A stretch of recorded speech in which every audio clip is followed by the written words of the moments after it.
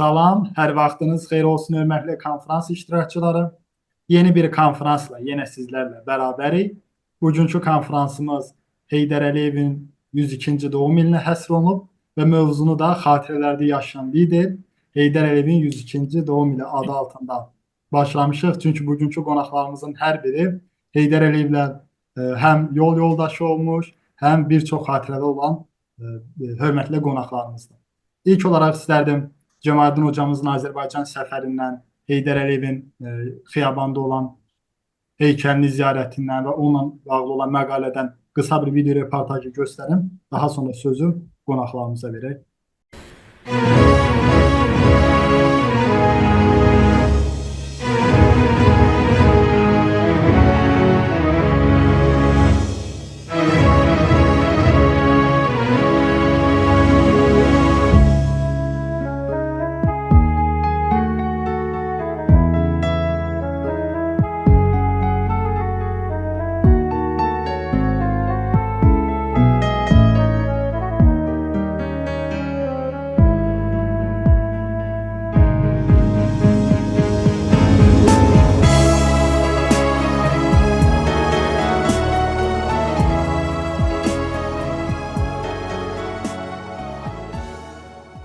Bu şekilde. İsterdim Cemalet Hocam bir neçə kəlmə siz deyin, daha sonra sözü qonaqlarımıza verelim. Şimdi benim önce hoşuma giden o birde bir göstermem, ikide iki göstermem ama içindeki duygularla vallahi ben iki devletle kabul etmiyorum. Ben kendi içimden bir devlet demişim. Hep ben bir olarak görüyorum. Türkiye'den Azerbaycan'ı benim ruhum hep bir devlet gibi görüyor. Bir devlet, bir millet. O benim kendi içimdeki duygularım. O anları yaşadım. Şimdi ben Heydər Əliyev dendiği zaman İlk aklıma ne geliyor? Mesela bizim burada arkadaşlara sorarız, isim veririz. İlk aklıma gelen ne? İlk aklıma gelen devlet otoritesi. Yani Azerbaycan'ın o ilk zamanlarını hatırladığım zaman o Hocalı katliamında bile her zaman söylüyorum. Bosna Hersek'e gider gelirdim. Biliyorsun bunlara çok konu yaptım. Bosna Hersek katliamlarını aynı dönemde Hocalı katliamlarında yaşadığımız zaman devlet boşluğu orada hissediliyordu.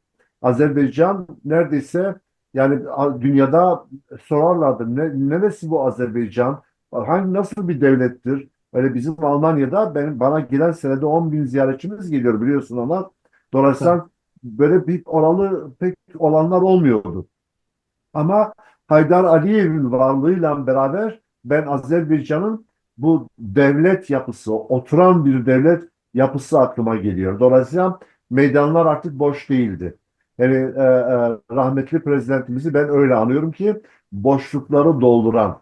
Oğlu şimdiki prezidentimiz Sayın İlham Aliyev de onun yolunda meşaleyi ileriye doğru götüren, yani yapmış oldukları hareketler, baba oğul ikisinin de yapmış oldukları hareketler sadece bir Azerbaycan'ın zaferi değil, bütün Türk dünyasının ve mazlumların bir zaferiydi. Ben böyle diyorum ve onu rahmetle anıyorum.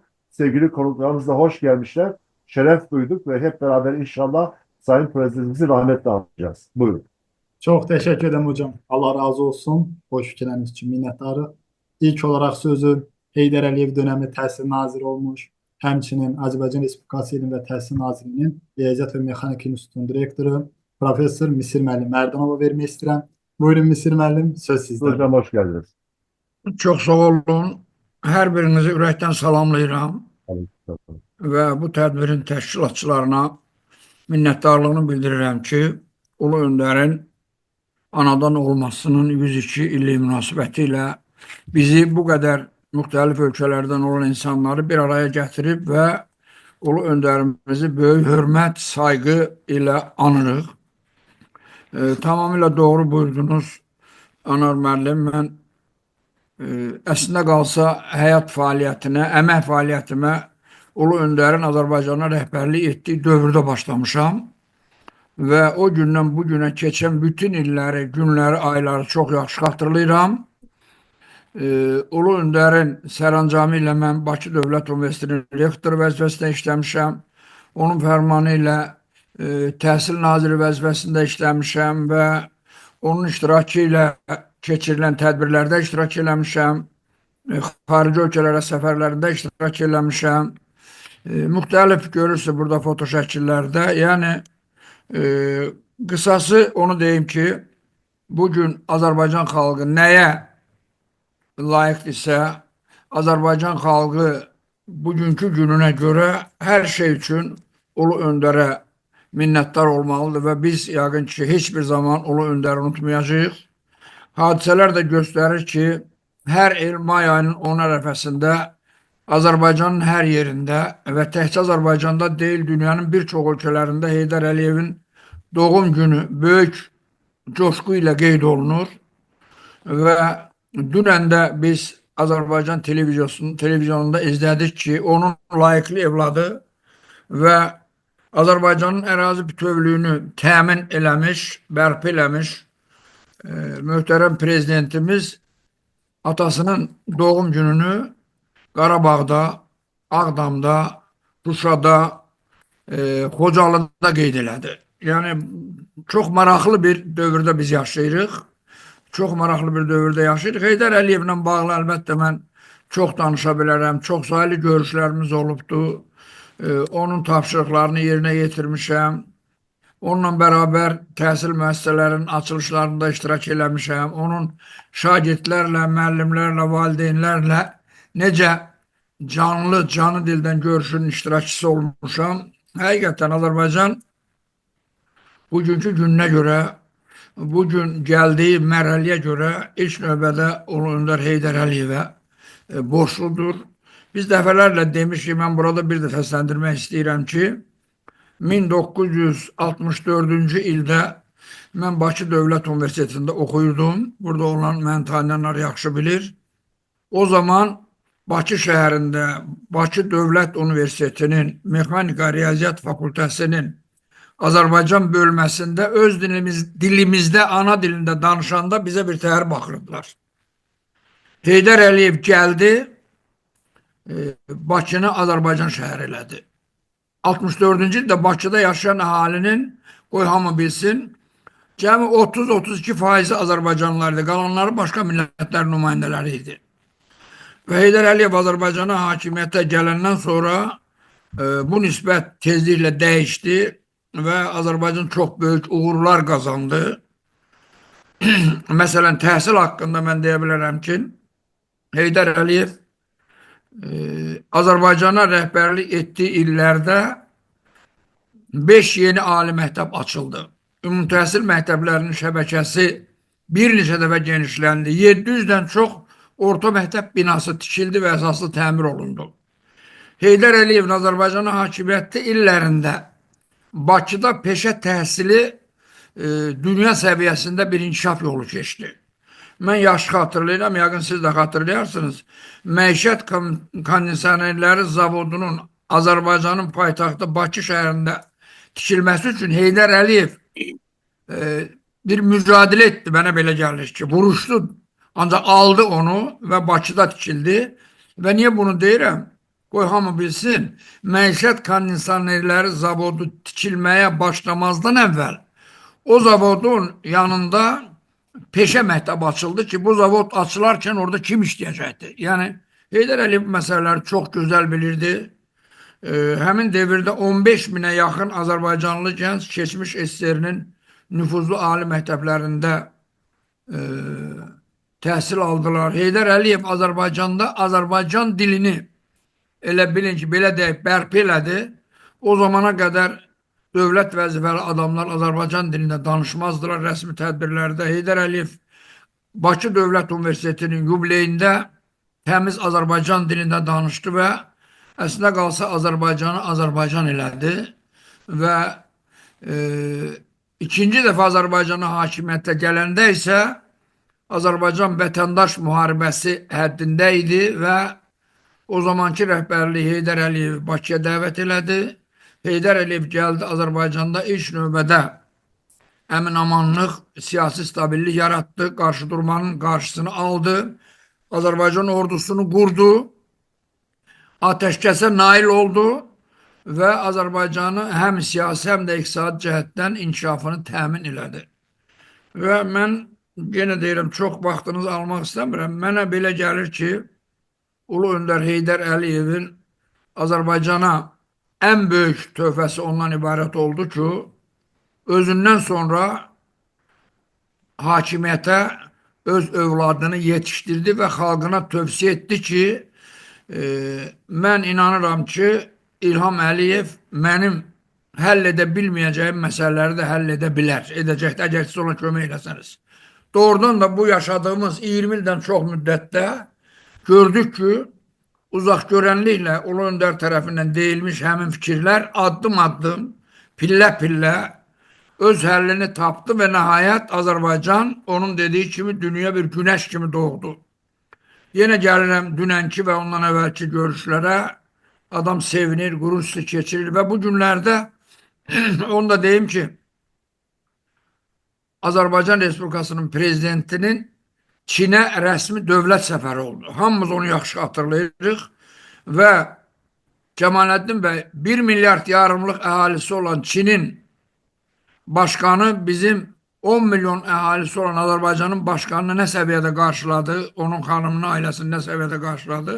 Yəni, bunların hamısı qürur verici, sevindirici hadisələrdir. Mən düşünürəm ki, Azərbaycan xalqı bugün özünün ən xoşbəxt çağlarını yaşayır. Arzu edirəm ki, bu çağlar, bu sevindirici anlar davamlı olsun.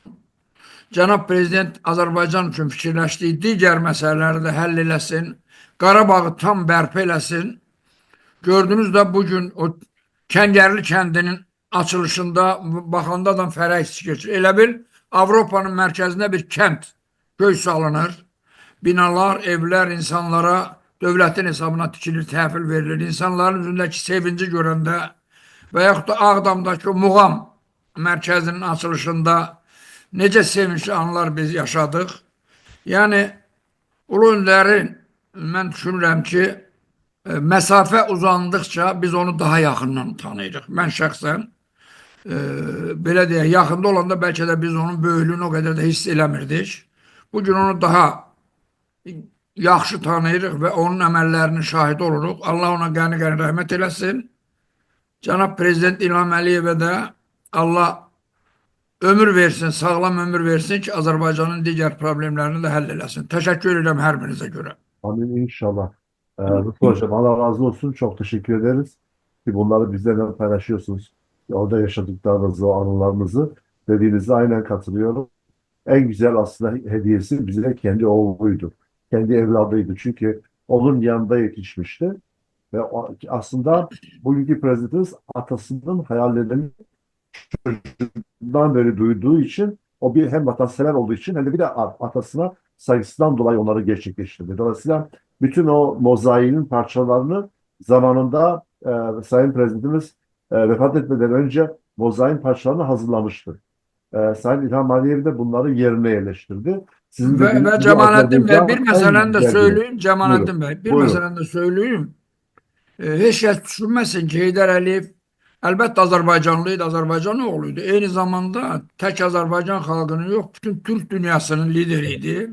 Evet. Müsəlman aləminin lideriydi və mən onun özünün dilindən eşitmişəm ki, söyləyir ki, o devirdə mən Moskva ilə və Orta Asiya respublikalarının rəhbərləri ilə Məsəti türklərinin öz vətənlərinə qayıtmaq məsələsini həll etmişdim. Buna Şevarnadze mane oldu. Mən bunu Heydər Əliyevin dilindən şəxsən özüm eşitmişəm və həmin devirdə burada əyləşənlərin çoxu yaxşı bilir.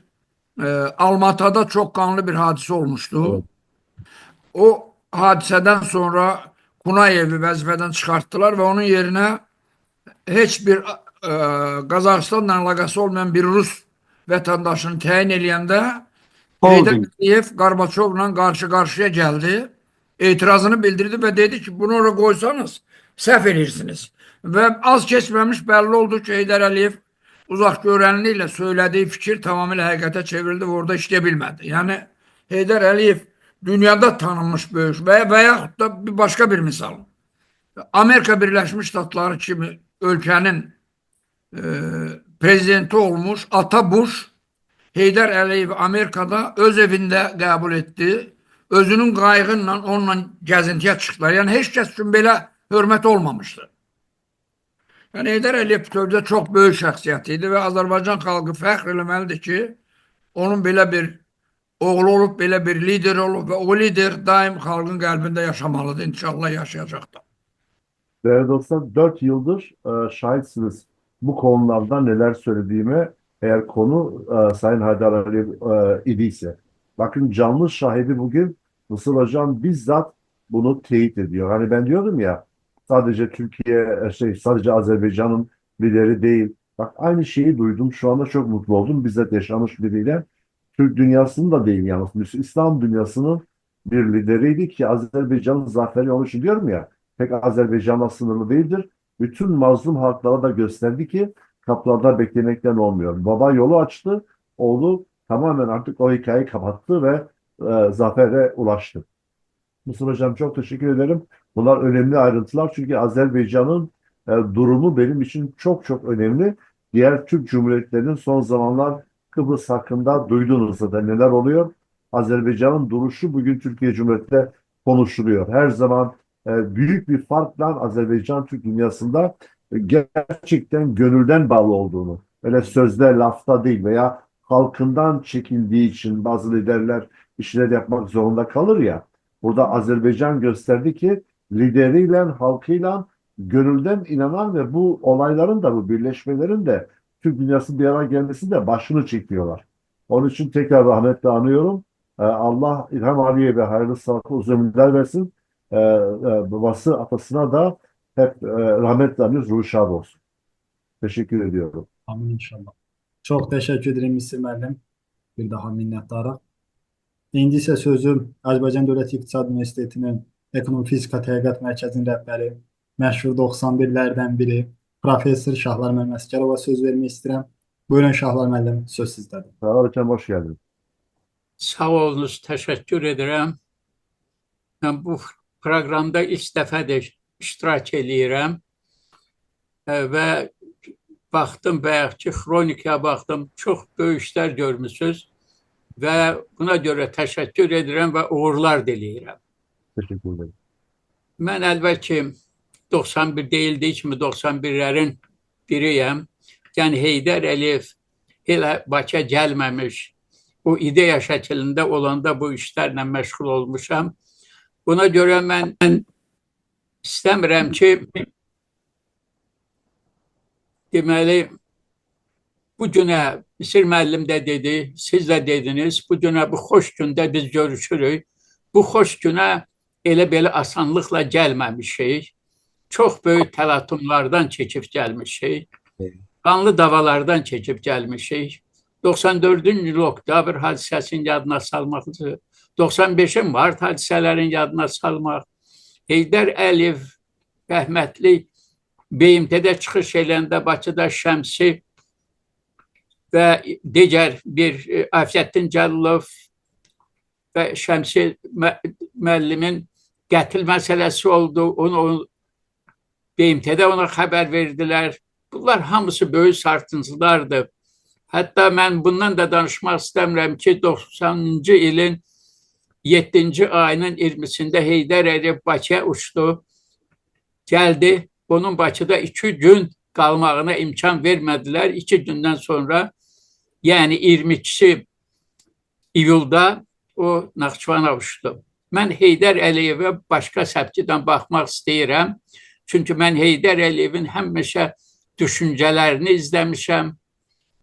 Heydər Əliyevin fəlsəfi fikirlərini izləmişəm və ona necə deyərlər, bu boyda böyük bir şəxsiyyət getirən ailənin izləmişəm və ona görə mən çıxışımı 2 tanınmış adamın sözü ilə başlamaq istəyirəm. O adamın biri Türkiyə Cumhuriyyətinin keçmiş baş naziri Bülent Ecevit'dir.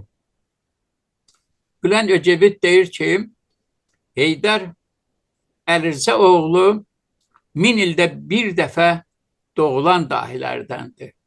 1000 ildə bir dəfə. Bülent Ecevit 1000 illə 100 ilin, 10 ilin fərqini bilən bir adamıdır.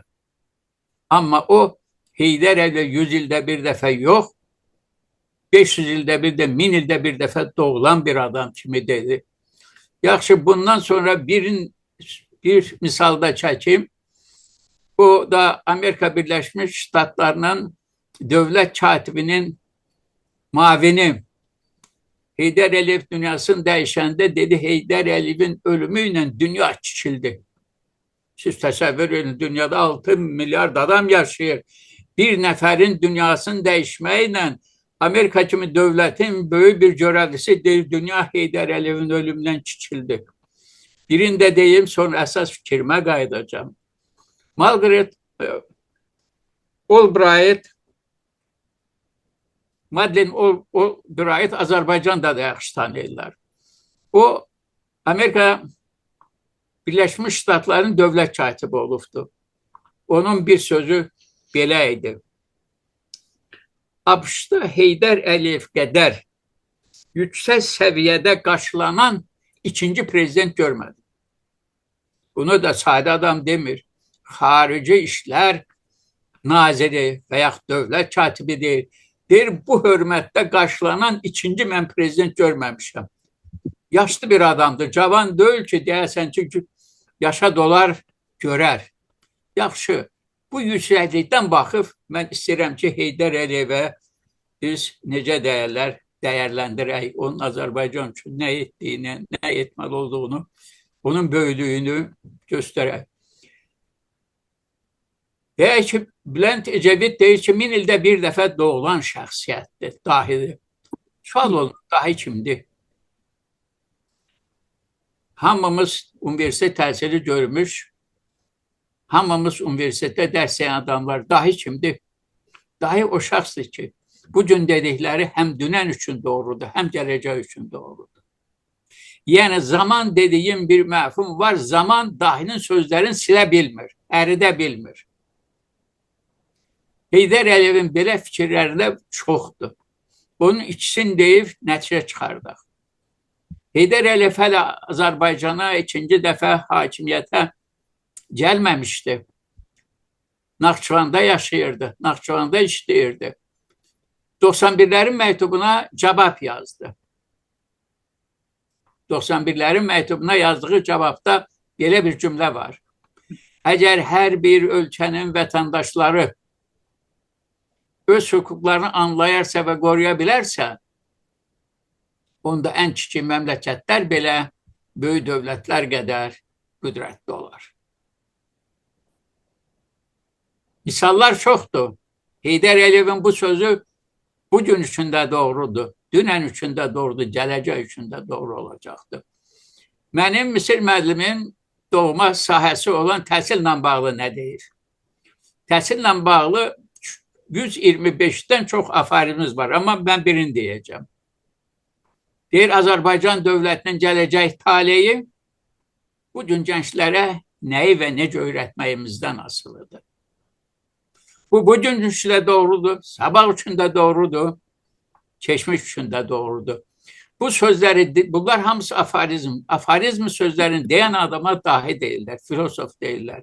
Heydər Əliyev əgər 10 dənə aforizm desəydi, deyərdi 100 illiyin dahisidir.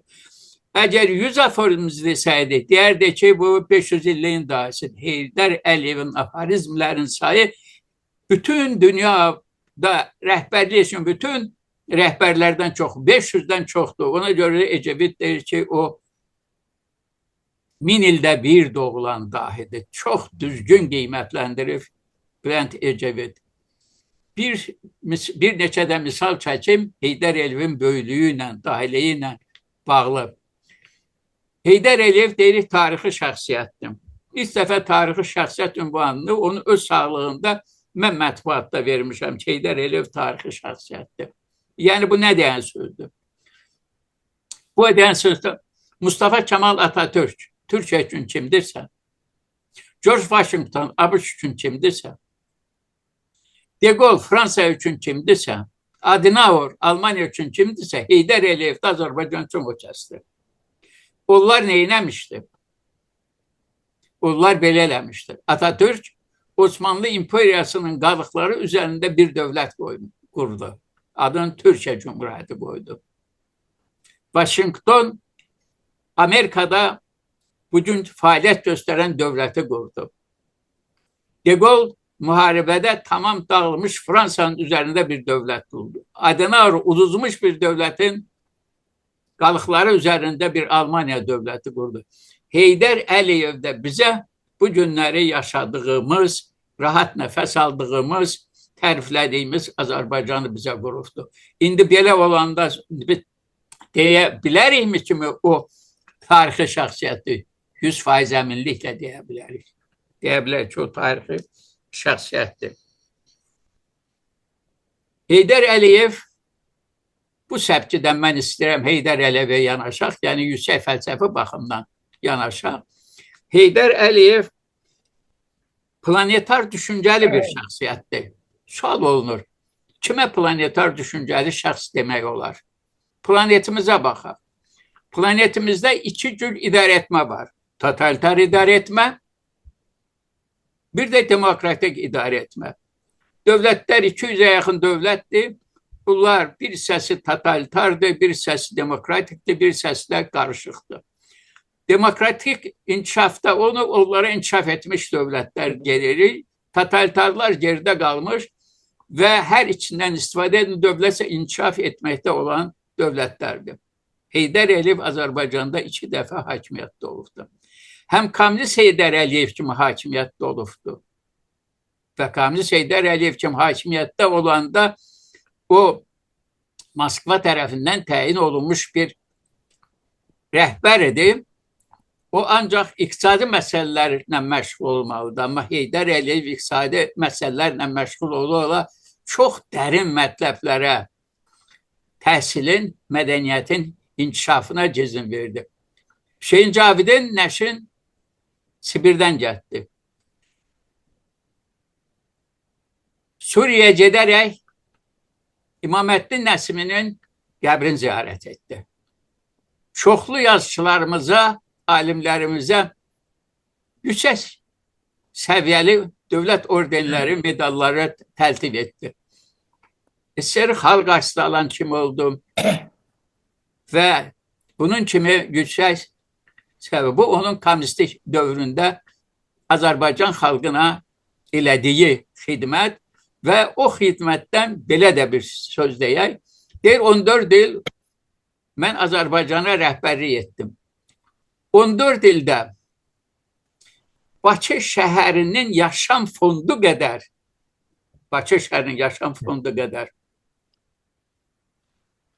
ev tikdim. Yaşam fondu. Yəni, öz sözü. Elə birinci Bakıda, ikinci Bakını tikdim. Amma özünə 2 gözlü, 3 sözlü bir ev götürmədi. İkinci dəfə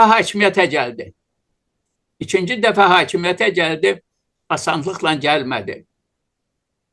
Onun Bakıya gəlişinə qadağa qoyulmuşdu. 91'lər o qadağanı sındırdı. Və o Bakıya gəldi. Çevrilişlər dalbadal. Onun yapı yaradaraq onu Bakıya çağıran 2 mavini öz qətlə yetirildi. Hərəsi bir cür yetirildi. Belə asanlıqlar olmayıbdı. Mənim yadıma düşür, Heydərən 93-cü ildə, xüsusilə 98-ci ildə içində də mən vəkil olmuşam. Heydər Əliyev o cəmaatdan səsi necə alırdı, necə çıxışlar eləyirdi. Xüsusilə 98-ci ildə, oktyabr ayında mən onun Matadrom deyilən yerdə çıxın xatırlayıram ki, üzündən tər necə gedirdi. O təri öz dəsmalı ilə silib qutara bilmirdi. Və o səslərin hamısını bir və bir cəmaatdan alırdı. Matadromda eləyirdi. Niyə? Çünki böyük əllərin, imperialist qüvvələrin, necə deyirlər, fikirlərin Heydər Əliyev çox asanlıqla ölçə bilirdi, başa düşürdü. Ancaq ikinci dəfə hakimiyyətə gəldi. Elə bir demokratik dövlət qurdu və o dövlət bu günləri yaşayıb təriflədiyimiz dövlətdir. Demokratik əsaslarla qurdu. 1995-ci ildə konstitusiya qəbul etdi. Konstitusiyada demokratik dövlətin bütün prinsiplərini əks etdirdi. yeni nazirlikler yarattı ki o Sovet dövründə yox idi. Misal üçün deyək ki, İdman və Gənclər Naziri, Qadın və Uşaq Komitəsi və s. Dövlətə yeni qurumlar əlavə elədi. Yeni qurumlar əlavə elədi və gözəl bir dövlət qurdu. Bu adam planetar düşüncəlidir. Ona görə ki, o həm totalitar dövrdə Azərbaycana çox gözəl rəhbərlik elədi, həm demokratik dövrdə Azərbaycanı çox gözəl rəhbərlik elədi. Deməli, düşüncəsi planetardır. Düşüncəsi planetardır. Ona görə Bülent Ecevit haqlıdır ki, o 1000 ildə bir dəfə doğulan dahilərdəndir. Mən də əlbəttə ki, Heydər Əliyev haqqında çox danışardım, danışmaq da istəyirəm, amma çox digər lektorların, danışanların istəmirəm, deməli, zamanına müdaxilə eləm, bir fikrimi yekunlaşdıracağım. Heydər Əliyev sanki yer adamı deyildi. Yer adamı maddiyyata bağlı bir adamdır.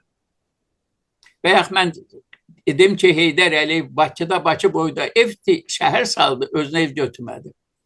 Günlərin bir günündə Vilayət Quliyev, Heydər Əliyevin zamanında Xarici İşlər Naziri olmuş professor, Heydər Əliyevə deyir ki, bu illəri Amerikanın Times jurnalı sizin şəklinizi jurnal öz üzərində qoymaq istəyir. Deyir, sağ olsunlar ki, bizim əməyimizə qiymət verirlər. Deyir ki, amma bir şərtləri var. Deyir ki, nədir o şərtlər? Deyir ki, gərək biz o jurnalın fonduna $100.000 pul keçirək. Deyir, boş verginə. Mənim bu qədər qaşqınım, mənim bu qədər insanlarım var.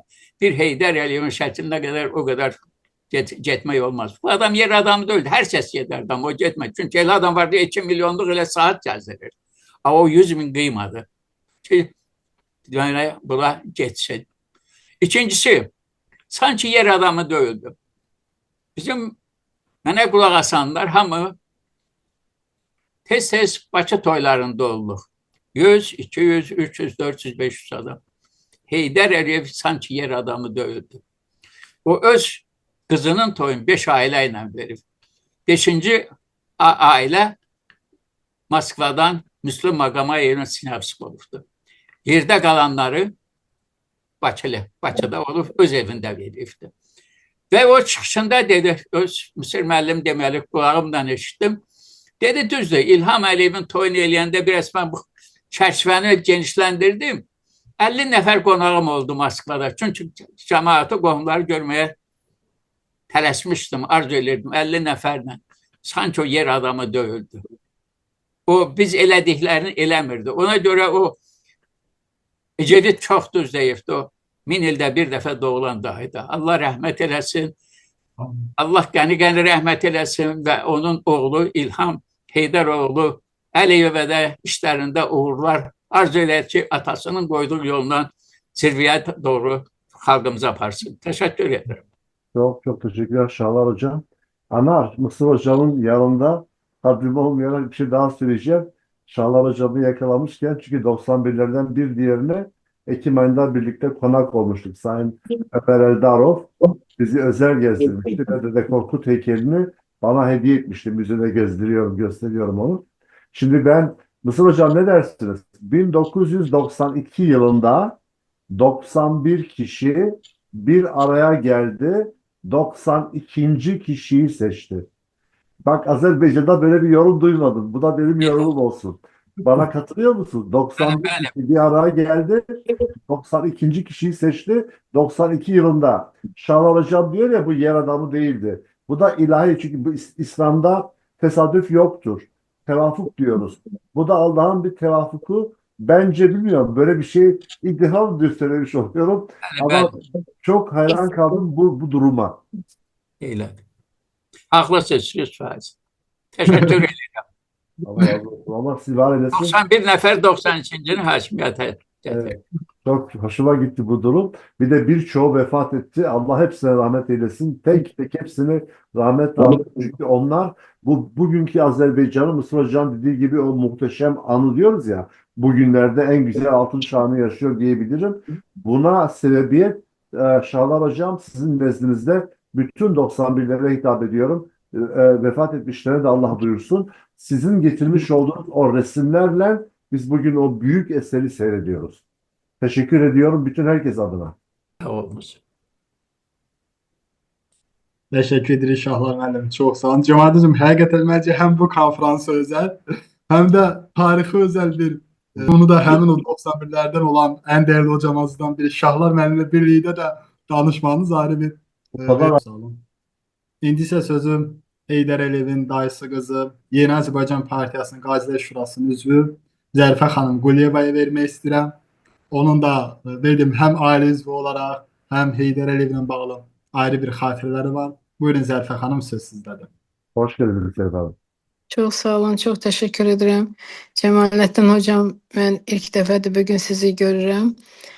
Çok memnun oldum ve sizin cisminizde bütün Türk dünyasına salamlarımı getiririm. Selam, teşekkür ederim. Siz söylediğiniz kimi, yani dahi Heydər Əliyevin sözləridir. İki devlet, bir millet. Evet. Ama siz söylediğiniz bir millet, bir de devlet. O da İnşallah, evet. inşallah öyle bizim de kalbimizdedir. İnşallah. Çünkü Ulu Önderimizin her bir sözü, her bir kelamları bizim şuurumuzda, damarlarımızda hak olmuştur. Ulu Önderimiz demiyorlar ki dünya lideridir. Ulu Önder'in hakkında ben hatta keçmiş bir formada danışa bilmirəm. Çünkü bizim için, Azerbaycan için, Azerbaycan halkı için Ulu Önder indi de yaşayır. Çünkü o bizim kalbimizde, şuurumuzda, her günümüzde, her anımızda da yaşayır o. Çünkü bizim elə bir günü Ulu Önder bize bahşetti ki, suverenliği, müstakilliği, galip bir ülke yarattı. Burada hürmetli yoldaşlar söylediler. 93-cü ildə Azərbaycan məhv olmuşdu, 20% torpaqları getmişdi və artıq Gəncə tərəfdən bu mənfur qonşular bizi Gəncə tərəfdən, çünki Gəncə Azərbaycanın strateji bir məskənidir. Onlar üçün, onlar bilirdilər ki, Naxçıvanı həmən alacaqlar, amma onlar Gəncədən Bakıya girmək, onların böyük bir yaramaz arzuları var idi və elə bir zamanda, yadınızdadırsa 90-cı ildə biz şəhidlərimizi verdikdə, bizim şəhidlərimiz qalmışdı, onları dəfn eləməyə bir dənə rəhbər işçi tapılmırdı ki, onların başının üstündə durub onları dəfn eləyək biz. Yəni elə bir ağır günlərimiz olubdu. Və belə bir zamanda Ulu Öndər, siz düz söylədiniz, Misir müəllim gözəl söylədi. Ulu Öndərimiz ilahi varlıq tərəfindən seçilmiş və Azərbaycana bəxş edilmiş bir liderdir. Yəni heç nə həyatda təsadüf olmur. O seçilmişlərdən idi. Ona görə də Ulu Öndərimiz bugünü görürdü. O dünəndən o bugünü görürdü. Ona görə o xalqının çağrışına, xalqının harayına gəldi. O vəzifə üçün gəlmədi. Ulu Öndər o vəzifəni en genç yaşlarından görmüşdü. Hər zaman görmüşdü. O kresloda, o vəzifədə oturmuşdu hər zaman. Və xalqı üçün çalışmış, xalqı üçün yaratmışdı hər zaman. Hələ genç yaşlarından o xalqını düşünürdü. Yəni o zaman o Gəncə od alov içində yanarkən, artıq dinc əhalimiz məhv edilərkən haraya gəldi, xalqının harayına gəldi. O çağırışa gəldi, o belə vəzifə üçün gəlmədi. Və o zaman da Şahlar müəllim düz söylədi, o zaman Yeni Azərbaycan Partiyası və o zaman Heydər Əliyev Yeni Azərbaycanı yaratmaq istədi. O dedi ki, əgər Yeni Azərbaycan yaradacaqsa, mən gəlirəm xalqımın harayına. Yeni bir müstəqil Azərbaycan. Və o zaman o dedi, müstəqilliyi çıxıb elan etmək hasad bir şeydir. Amma müstəqilliyi saxlamaq lazımdır. O müstəqilliyi bərkitmək lazımdır. Bugün biz suveren, demokratik, müstəqil ölkədə yaşayırıq. Bu hamısı Ulu Öndərin əsəridir. Ulu Öndərin yazdığı, əli ilə yazdığı tarix, əli ilə yaratdığı tarix və ölkəsinin lideridir. O bugünümüzü görürdü. Hətta mən sizə deyim ki, Ulu Öndər hələ 95-96-cı illərdə öz çıxışlarında söylüyürdü. Biz hələ Kəlbəcərə gedəcəyik, biz Şuşaya gedəcəyik, biz Laçına gedəcəyik. O zaman o görürdü ki, biz bu qalibiyyəti əldə edəcəyik. Çünki uzaq görən idi.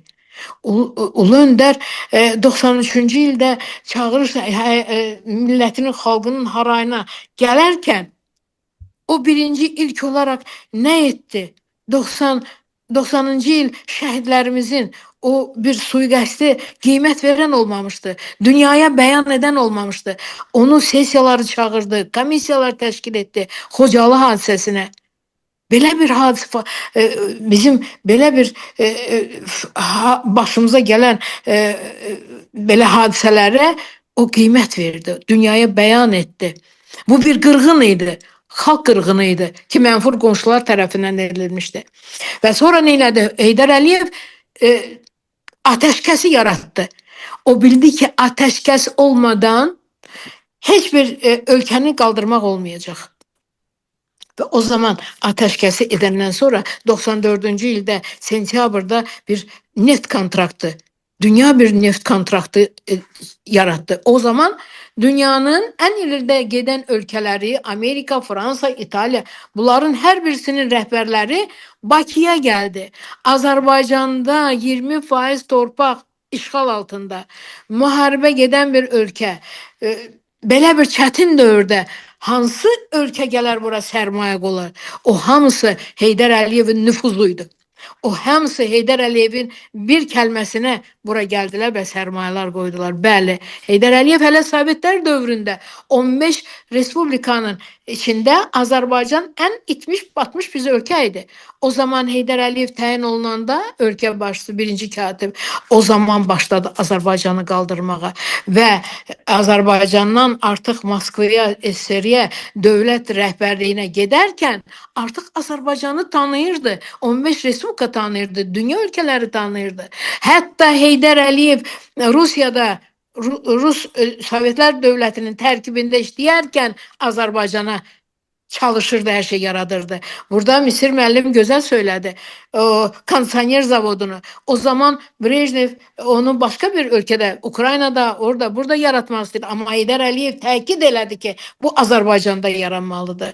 Azərbaycanda o vaxt Sovetlər dövlətində əskərlər gedəndə əskərliyə hamısı gedib bir inşaatda ora-bura çalışdırırlar. Azərbaycan xalqına silah tutmağı da örgədən yox idi. Nə elədi Heydər Əliyev? Naxçıvanski hərbi məktəbi yaratdı ki, öz gənclərimiz burada o silahı öyrənsinlər. Burada bax bugünkü bizim o qalibiyyətimizə görə bizim uşaqlar belə bir hərb məktəbi keçdilər.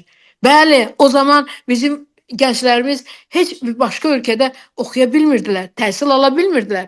Heydər Əliyev elə bir yolları açdı ki, təhsil üçün gənclərimizi bütün xarici ölkələrə oxumağa göndərdi. Onları həm yola saldı, həm qarşıladı, həm işlərlə təmin etdi. Bəli, Heydər Əliyev Azərbaycan deməkdir. Heydər Əliyev bugün bizim müstəqilliyimiz deməkdir. Heydər Əliyev Azərbaycanı qurdu, yaratdı. Müstəqil, suveren ölkə qoydu. Və ən böyük şah əsəri də bizim möhtərəm prezidentimiz İlham Əliyev cənablar oldu. O ən böyük əsəridir. Zərifə Əliyevanın, akademikimiz və Heydər Əliyev Ulu Öndərimizin Azərbaycan xalqına verdiyi ən böyük şah əsərdir. Və bizim möhtərəm prezidentimiz nə etdi? Bütöv Azərbaycanı yarattı. Fatih oldu. Azərbaycanın, Qarabağın fatisi. Eyni zamanda 44 gün müharibənin elə belə deyildi. 200 il, 300 il ərzində bir dənə İslam dünyasına torpaqlar geri alınmayıbdı. Amma bunu İlham Əliyev cənabları elədi. Çünki bu günümüzdə bizim Ulu Öndərin siyasi kursu, onun irsi davam ettirilir. Bizim möhtərəm prezidentimizin tərəfindən. Bəli, möhtərəm prezidentimiz İlham Əliyev cənabları 44 gün birinci vitse-prezidentimiz Mehriban xanımla bərabər 44 gün əyinlərindən əskər paltarını çıxarmadılar. Onlar hər gün alınmış torpaqlarımızda birinci addımlarını bastılar. Baxmayaraq ki, hər yer minalanmışdı. Onlar bunu ehtiyat etmədilər. Birinci ilk olaraq özləri ayaq basdılar.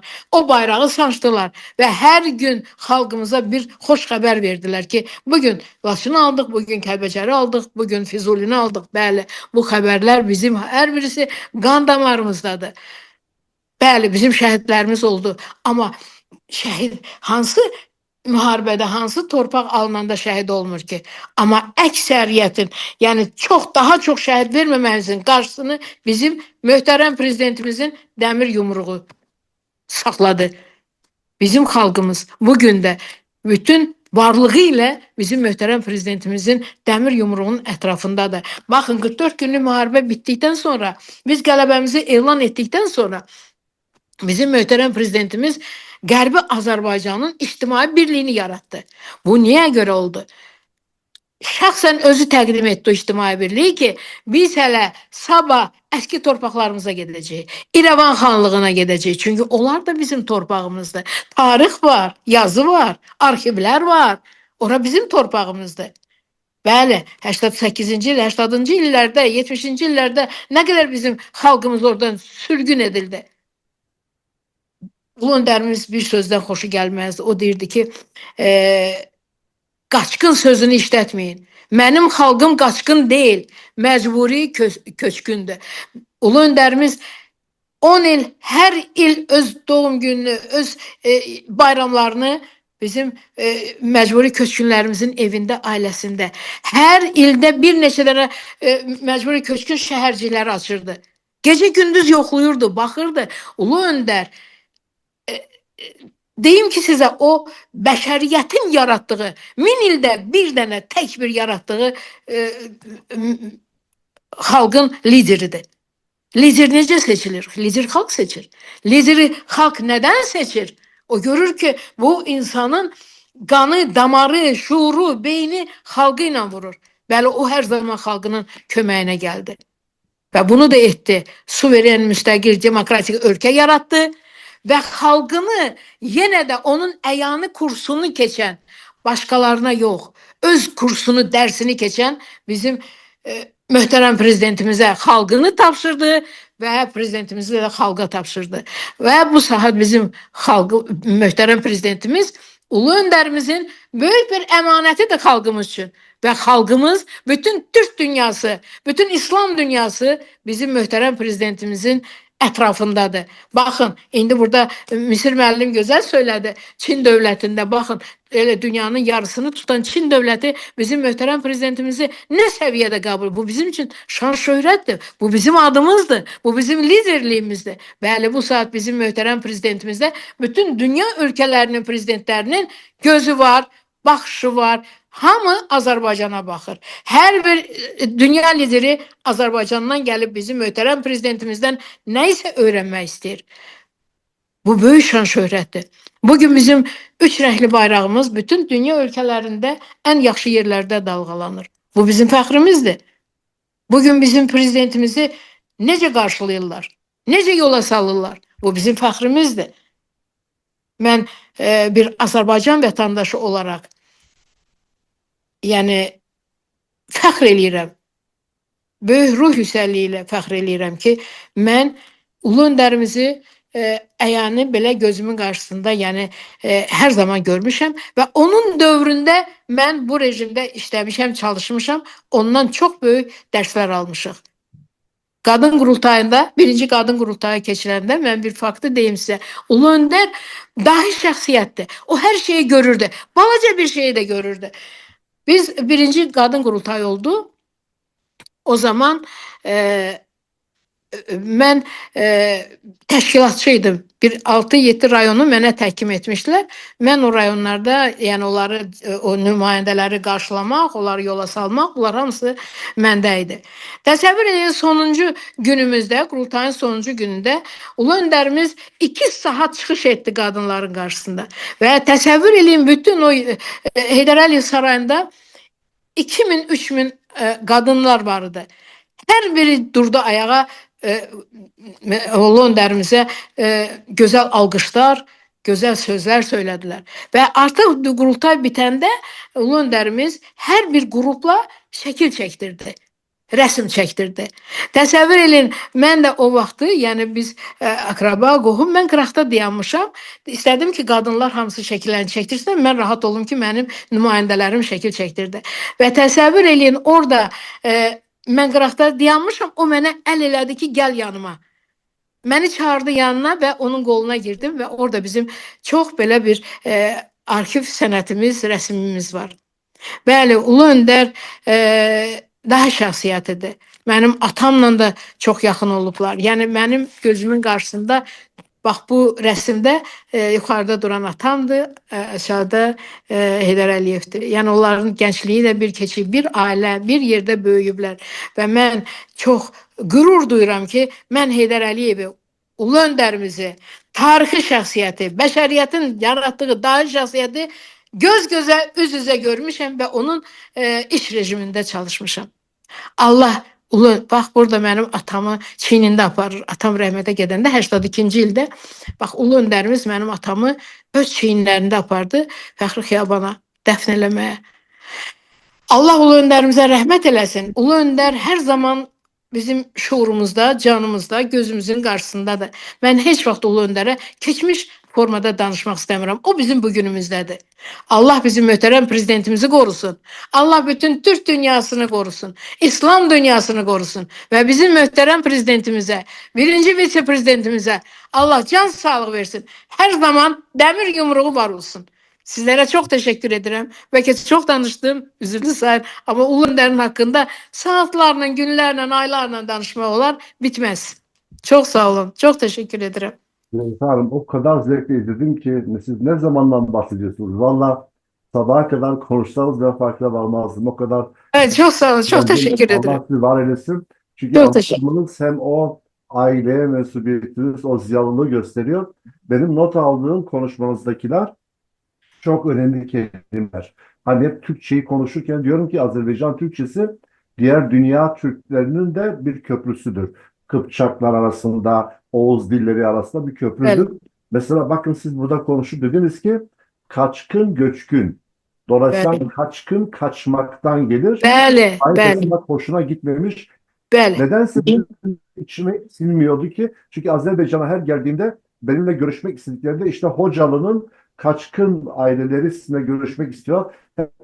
Derdim ki mecbur oldular, tehcir edildiler. Bəli. Yani zorunlu göç oldu. Onun için bu kelimeniz için Bəli. Allah Ulu razı Öndər olsun. heç bəyənməzdi Çok o sevindim. sözü. Bəli. Çok memnun oldum. Yani muhteşem bir şey. İki, hele ki o dönemde Balkanlarla Kafkasları ben her zaman kıyaslarım. Dünyada hep göstermek istiyorlardı ki hiçbir din diğer dinlerle, hiçbir mezhep diğer mezheplerle, milletler birbirleriyle bu dönemde bir araya gelemezler, düşmanlık olur. Bunun iki tane karşı örneği vardı. Biri Azerbaycan, biri Bosna Hersek. Bir de dikkatimi çeken anar, mesela dün Zahid'in doğum günüydü. 10 Mayıs. Aynen prezidentin de yine 10 Mayıs. Bak Zahid'i karşımda görüyorum şehidimiz. Yardımlı şehididir. Atası Azat Bey'le beraber. Aynı güne de denk gelmeleri. Dün de biz bunu kutluyorduk. Zahid'in gününü. Yani Azat Bey bak buradan da size bir hediyem olsun bu sözüm. Ne mutlu ki evladınız Sayın President'in doğum gününe denk gelmiş. Ve şehidimizi biz bakın hem doğum gününde onunla anıyoruz. Burada da size hatıram olsun, kayıtlara geçsin. Zahid'in de doğum günü kutlu olsun, ruhu şad olsun. Ruhu şad olsun. Ölmek- Allah ona rəhmət eləsin. Amin. Ruhu şad olsun. Amin. Var olasınız Zərifə xanım. Çox təşəkkür edirik Zərifə xanım bir daha. Həm dəyərli xatirələrinizi paylaşdığınız üçün, həmçinin qonaq olduğunuz üçün minnətdaram. Var olasınız. Çok sağ olun. Teşekkür ederim. Və son olaraq gəldik bizim Bakı Dövlət Universitetinin Jurnalistika Fakültəsinin Multimedia və Elektron Kommunikasiya Kafedrasının müdürü Professor Qulu müəllim Məhərrəmliyə və sözü verməzdən öncə hər bir şəklin bir xatirəsi vardır. Qulu müəllimə mən sözü sualla vermək istəyirəm. Qulu müəllim çox məşhur olan bir reportajı var. Heydər Əliyev təyyarədə Qulu Məhərrəmliyə nə dedi? O şəkil ilə bağlı çox gözəl xatirələr var. İstərim Qulu müəllim sözü sizə verim. O xatirədən də bəhs etsəniz çox məmnun olarıq. Buyurun. Hoş geldiniz Gül Hocam, hoş geldiniz. Teşekkür ederim. Hamınızı salamlayıram. Çok memnun oldum. Aslında bizim konferans böyle çok güzel ruhu, güzel havası var. Ona göre ki bu böyle bizim bazen gördüğümüz çok pafoslu çıkışlar değil. Herkes burada çok samimi, çok güzel konuşur. Bizim değerli akademikimiz Misir müəllim də, hörmətli profesör Şahlar müəllim də, Cemalettin bəy də bir hava yaradır burada. Sərifə xanım çok güzel danıştı. Çok böyle ruhuyla, canıyla danıştı. Hakikaten çok böyle bir doğma ab hava yarattı. Təbii ki, mən də o estafeti davam elətdirməliyəm. Bizim Anar bəy sual verir. Mənim Heydər Əliyevlə çox şəkillərim var, amma hamısı da belə müsahibə aldığım yerlərdədir. Çünki mən uzun illər və təxminən bir 25-30 ölkədə Heydər Əliyevi xarici səfərlərdə müşahidə eləmişəm, müsahibələr almışam, çoxlu reportajlar, verilişlər, hesabatlar hazırlamışam, məqalələr yazmışam, bir neçə film çəkmişəm. Yəni bunların hamısı əlbəttə ki, ömrünü, gününü, həyatını Azərbaycana sərf eləyən, onun müstəqilliyini möhkəmləndirən, dahi şəxsiyyətin həyatı ilə, amacı ilə, siyasi məqsədləri ilə, siyasi fəaliyyəti ilə bağlı olan məsələlərdir. Əslində elə belə bir sual verdiniz, mən gərək o şəxsi görüşlərdən və o xatirələrdən danışım. Ümumiyyətlə Heydər Əliyev jurnalistlərə çox fərqli yanaşırdı. Yəni belə özümüzü belə çox ciddi tutsaq da, çox belə arada məsafə saxlamağa çalışsaq da, Heydər Əliyev bir yumoru ilə, bir zarafatı ilə, bir sözü ilə tamam fərqli bir atmosfer yaradırdı. Çox sevirdi jurnalistlərlə zarafat eləməyə. Məsələn, onun məşhur fotoğrafı var, Rafiq Bağırov. İndi də hərdən biz bəzi görüşlərdə oluruq. Deməli, onunla çox ciddi zarafatlar eləyir. Allah rəhmət eləsin, Elmira Əmraq qızı var idi. Onu çox istəyirdi. Bizim indi gözəl yazıçımız, xalq yazıcısı, həm də millət vəkili olub, Ukraynada bizim səfərimiz idi. Elmira xanım Axundova bizim çox gözəl publisistimizdir. Onun xətrini çox istəyirdim.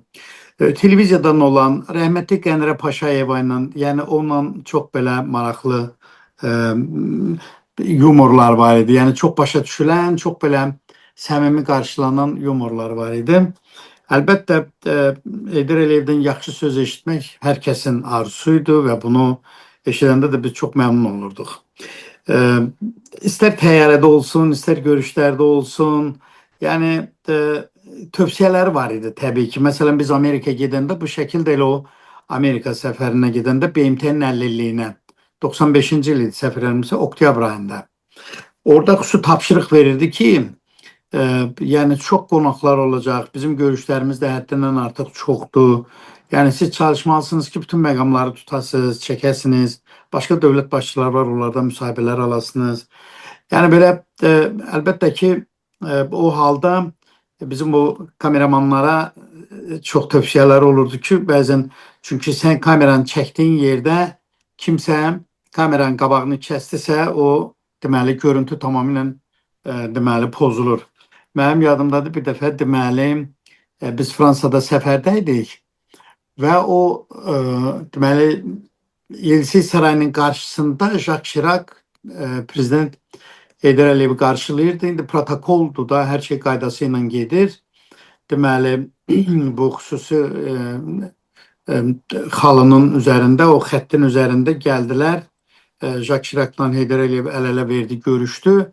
Bizim operator da yaxından çəkir. Elə bax, bizim Fransadakı səfərimiz bir xanım, o deməli başladı tərcüməçilik eləməyə. Yəni Jacques Chirac'la Heydər Əliyevin arasında tərcüməçilik eləməyə. O arxasını çevirəndə tam kameranın qabağını kəsdi və o halda deməli mən operatordan dəhşətli bir nida eşitdim ki, vax çəkə bilmədim. Yəni Jacques Chirac'la Heydər Əliyevin əl-ələ görüşməsini çəkə bilmədi. Çünki xanım öz cüssəsi ilə kameranın qabağını bağladı. O mənə operator həyəcanla qışqırdı ki, qul mən çəkə bilmədim, mən nə edəcəm falan. Dedim, narahat olma, mən özüm də çox həyəcanlıydım ki, indi necə olacaq? Mən biraz yaxın idim o Heydər Əliyevə, dedim ki, cənab prezident, əl-ələ tutmanı çəkə bilmədi, operator çəkə bilmədi, Fazil çəkə bilmədi. Onda gördüm ki, Heydər Əliyev çox ustalıqla həmin bizim səfirimizin əlindən tutdu, biraz kənara çəkdi və təzdən Jacques Chirac'a əl verdi ki, yəni qoy kamera çəksin falan eləsin. Yəni çox belə maraqlı, bunu heç kimə deyə bilməzdi və heç kim də onun şəkildə. Amma o qədər dürüst başa düşürdü operatorların işini, yəni sual verəndə olan çətinlikləri, səs bəzən yazılmırdı onların hamısını çox maraqlı deməli Heydər Əliyevin yanaşması var idi. Hocam bir dakika, alan farkında mısın? Kimseyi kırmadan, üzmeden, etrafa belli etmeden, rencide etmeden Çok doğru. basit bir hareketler işte ne kadar büyük bir zarafet. Çok dəqiq deyirsiniz, çok dəqiq deyirsiniz. Bir dəfə biz deməli getmişik öz otağından deməli müsahibə verməlidir. Operatorumuz da belə bir rus dilli deməli Zahid Nəzərov var buydu. Bu Heydər Əliyev keçdi əlini özünü yumağı otağında. Bu operator stolun üstündə nə qədər yazı, kağız, kağız var. Bunların hamısını götürdü stolun üstünə, qoydu qırağa qoydu. Dedi ki, bəs şeydir, Heydər Əliyev gələndə gördü stolun üstünü tam boşaldıblar. Dedi ki, bunları kim yığışdırdı? Köməkçisinin üstünə şeylədi ki, böyle uca. Bunu kim yığışdırdı? Bu nədir? Bəs mənim orada qeydlərim vardı falan. Operator yazıq özünü itirdi. Dedi, cənab prezident, bəs mən onu itirdim ki, onu təmizlədim ki, yaxşı çəkim, əlləriniz də görünsün. Dedi ki, əllərimi nə edirsən çəkib? Əsas danışmağım deyil. Deyir, yox, yaxşı danışırsın, amma sizin əlləriniz də çox emosionaldır. Əllərinizin də hərəkəti bulandı da emosionaldır. Dedi, keyfi açıldı, dedi, ey bir yoxdur, bir də bir şey götürəndə mənə deyin, bilin bu əhvalatları. O dediyiniz taktı deyirəm ki, o qədər zərif, o qədər incə belə davranışı var idi. Ümumiyyətlə Heydər Əliyev medianı çox gözəl, jurnalistləri çox gözəl anlayırdı, başa düşürdü və hətta məsələn tutaq ki, başqa ölkələrlə ünsiyyətdə falan da olanda başqa dövlət başçılarla Heydər Əliyevin mediaya, jurnalistlərə münasibəti dərhal görünürdü. Mən xatırlayıram 2001-ci ildə biz deməli Aşqabadda Xəzər sammitindəydik. Deməli Xəzəryanı ölkələrin rəhbərləri idi. Qazaxıstan, Türkmənistan, Azərbaycan, Rusiya və deməli burada İran təbii oradaydı. Deməli burada çox gərgin müzakirələr keçdi. Xüsusən o vaxt Allah rəhmət eləsin Türkmənistanın prezidenti deməli Sapar Murad Niyazov belə çox şıltaq apardı özünü belə demək mümkündürsə. Onda da mübahisə gedirdi. Xəzər dənizində bir Sərdarabad yatağı var, neft yatağı. Ərazi bölgüsünə görə biraz bu Türkmənistana yaxındır. Amma Sovet dövründən bu yana o neft mədənlərini Azərbaycan neftçiləri deməli qazıblar, kəşf ediblər, tapıblar. İndi neftin də bizimkilər istismar edir. İndi Türkmənistan buna iddia eləyir və artıq Xəzərin bölünməsindən falandan danışanda Azərbaycana öz pretenziyasını, iradını bildirir və onun işlətdiyi bir cümləni sonra həmin dövrdə qəzetlər çox yazdı. Rusiya qəzetləri, xarici ölkə qəzetləri yazdı ki, Rusça danışırdı ki, Гейдер Алиев, вы знаете, вот это надо убрать, вот ваших нефтяников оттуда, потому что сейчас Каспий пахнет krovyu. Yani siz neftçilərinizi oradan götürün, yoksa bu dənizdən qan iyi gəlir. Yəni belə bir savaş havasında bunları deyəndə mən onda yaxın idim. Heydər Əliyevin gözünün içərinə baxdım ki, adam necə sakit, necə təmkinli, necə belə rahatlıqla dinləyir, heç halını da pozmadan, yəni belə bir təbəssümlə reaksiya verir ki, yəni indi burada danışırsan da, biz təhlükdən danışanda bu məsələləri həll eləyə bilərik falan. Çox belə mənə ləzzət elədi. O siyasi etiket baxımından, diplomatik takt baxımından çox belə maraqlı bir şeydir. Həmin görüşdə başqa bir media ilə bağlı çox maraqlı bir şey oldu. Biz o səfərdən qayıdıb gələndə Bakı hava alanında Heydər Əliyev xahiş elədi ki, jurnalistlər getməsin, onlara sözüm var. Nəsə bizi topladı, dedi ki, bu görüş gərgin oldu. Bunun bir səbəbi de oydu ki, Türkmenbaşı deyir ki, Azərbaycanda qəzetlər məni çox tənqid eləyir. Haqqımda tənqid yazırlar, bunu yazırlar, onu yazırlar. Deyir, indi mənə deyirəm ki, siz niyə imkan verirsiniz ki, o qəzetlər mənim haqqımda pis yazsınlar? Deyir, mən də onu izah elədim ki, o qəzetlər mənə tabe deyil. Bu bağımsız mediadır, azad mediadır, müstəqil mediadır. Mən ona nətər deyim ki, bu Türkmenbaşını tənqid eləməyin, falan eləməyin. İndi amma sonra bizə qayıtdı ki, yox, deyir, o inanmır, deyir. O deyir, dərk eləmir bunu. Deyir, necə olar? Sən dövlət başçısı deyilsən, başkan deyilsən, cumhurbaşkanı deyilsən, necə ola bilər ki, sən deyəsən, onlar yazmasınlar. Yəni, bax, fərq bundaydı ki, Heydər Əliyev də bəli Sovet dövründə işləmişdi, Türkmenbaşı da. Amma Sovet Heydər Əliyev o qədər çevik bu demokratik düşüncəni qəbul eləmişdi ki, çox gözəl başa düşür ki, bu müstəqil mətbuatdır, bunun öz prinsipləri var, öz ilkələri var, amma bu avtoritar rejim o bir başqadır. Ona görə Türkmenbaşı bunu dərk eləmirdim. İndi bu bizdən xahiş elədi jurnalistlərdən ki, sizdən çox xahiş eləyirəm. Orada olan söhbətdə Türkmenbaşı buna biraz həssas yanaşın. Demədi tənqid eləməyin. Deyir ki, buna biraz həssasiyyətlə yanaşın ki, yəni təzədən dava çıxmasın və s. Yəni çox xoşuma gəldi. Yəni onun mediadan bu cür belə səmimi davranışları əlbəttə ki, çox deməli bizi məmnun eləyirdi. Jurnalistlərə də çox köməyi dəyirdi. Misir müəllim, deməli, bir də ben Norveçdə biz toplantıdaydıq. Deməli, orada qayda elədi. Əvvəldən girdim bir 3 dəqiqə, 5 dəqiqə görüntü aldım. Sonra hamını çıxardırlar bayra. Orada danışıqlar öz başına gedir. İndi bu Norveç'te de bu toplantı gedir. Bir saat yarım orada çıkıp ben de indi oturmuşam oradaki çıkan kimi bu iştirakçılardan faktlar alım ki görüm ne danışıldı, necə oldu. Deməli Heydər Əliyev oradan çıxanda birinci sözü oldu. Qulu Məhərrəmli hanı? Hardadır qulu? Tez qaça geldim yanına ki bəs mən buradayım. Dedi sen niye buradasın? Sen niye içeride yoksan? Dedim Cənab Prezident bizi bayra çıxartdılar da jurnalistləri qoymurdular falan. Yok sen bundan sonra çıkma. Bəs indi ne yazacaksan? Bu görüşten sen ne dedim iştirakçılardan soruşup yazacağım da bir ikisinin adını çektim falan elədim. Dedi dayı onlar oradaydı. Sen bura niye gelmişsin? Sen çıkma hiçbir görüşten. Zəhmət çek otur görüşlerde axıra kadar buradan ol. İndi bütün görüşlerde başlayır görüş gelir. Hamını çıxardırlar mediaçı falan beşməkən. Tek prezidentin köməkçisi qalırdı. Bir de mən gedib düz Heydər Əliyevin yanında dururdum ki məni çıxartmasınlar bari. Özü görsün ki ben səyinin dayanmışam burada. Ben de bu məqamlar var idi. Əlbəttə ki çox maraqlı yanaşmaları var idi. Biz Heydər Əliyev çox böyük düşüncənin sahibiydi. Burada o sözləri dedilər. Şahlar müəllim də qeyd elədi bunu. Misir müəllim də dedi. Heydər Əliyev böyük dövlət düşüncəsi olan adam idi. Dövlətçilik düşüncəsi olan adam idi. Davranışda, yanaşmada, hərəkətlərdə hamısı dərhal hiss olunurdu ki bu bir başka yani bir başka intellektin, başka gücün, başka yanaşmanın sahibidir. İster təhsil sahəsi olsun, ister iqtisadi quruculuq məsələləri olsun, ister sosial məsələlər olsun, eləcə də media məsələləri olsun. Ona görə də mən bir 3-4 kəlmə Heydər Əliyevin media mətbuata yanaşmasından danışmaq istəyirəm. Əslində bu dediklərim də bir növ ona bənzəyirdi. Yani bu yaxınlarda bizim Türkiye'de de yaxşı tanınan dostumuz var, Etibar Babayev.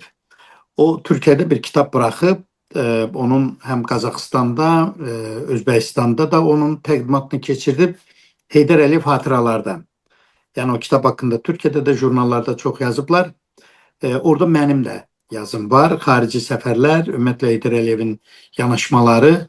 Mənim şəxsən yanaşmam bundan ibarətdir ki, Heydər Əliyev qədər mediaya dəyər verən, jurnalistləri görən, jurnalistlərin fəaliyyəti üçün şərait yaradan ikinci bir dövlət başçısı çətin tapmaq olar. Ona göre ki Heydər Əliyev çox gözəl bilirdi ki bu iki divar arasında, dört divar arasında baş verən hadisələri Azərbaycan ictimaiyyətinə, ümumiyyətlə dünya ictimaiyyətinə çatdıran jurnalistlərdir, televiziya kameralarıdır, radyo mikrofonlarıdır. Ona göre bak bu məsələlərə çox həssas yanaşırdı. Hele Sovet dövründə də eləydi. Məsələn, o 69-cu ildə hakimiyyətə gələndən sonra Azərbaycan televiziyasında tamamilə yeni bir mühit yarandı. Onun görüşləridir, rayonlara səfərləridir, müxtəlif səviyyələrdə keçdiyi görüşlərdir, elm adamları ilə, kənd təsərrüfatı adamları ilə. Onların hamısı həm qəzetlərdə, həm radioda, həm televiziyada fərqli şəkildə işıqlandırılırdı. Ona görə buradan bu xarici səfərlərə gedəndə də jurnalist qrupunu xüsusi olaraq deməli dəvət edirdi və biz o səfərləri çox maraqlı şəkildə işıqlandırmağa çalışırdıq. Yəqin o görünüb o vaxtda belədir. Məsəl üçün sual verəndə jurnalistlər ona öz iradlarını bildirirdi. Yəni Heydər Əliyev çox dəqiq, intuitiv hiss edirdi ki bu sualı bu şəkildə vermək olmaz. Məsələnin məğzi ilə bağlı, mahiyyətlə bağlı sualı bu şəkildə verirlər.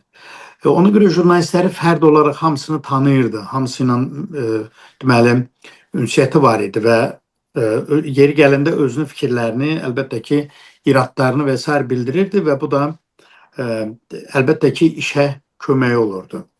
Yəni media məsələsində, onun yanaşmalarında fərqli olan cəhət nə idi? Məsələn, istər Naxçıvanda, yəni əslində bu Naxçıvanda da olmuşdu. Məsələn, o Ali Məclisinin iclaslarının televiziya ilə translyasiyası. Bu çox gərəkli bir addım idi.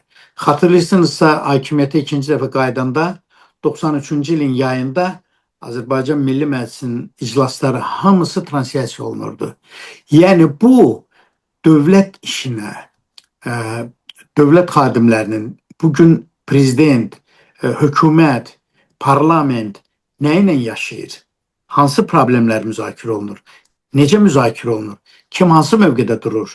Bax, o translasiyaların xeyri bundan ibarət idi ki, bunlar cəmaatın hər birinə, hər bir tamaşaçıya çatdırılırdı.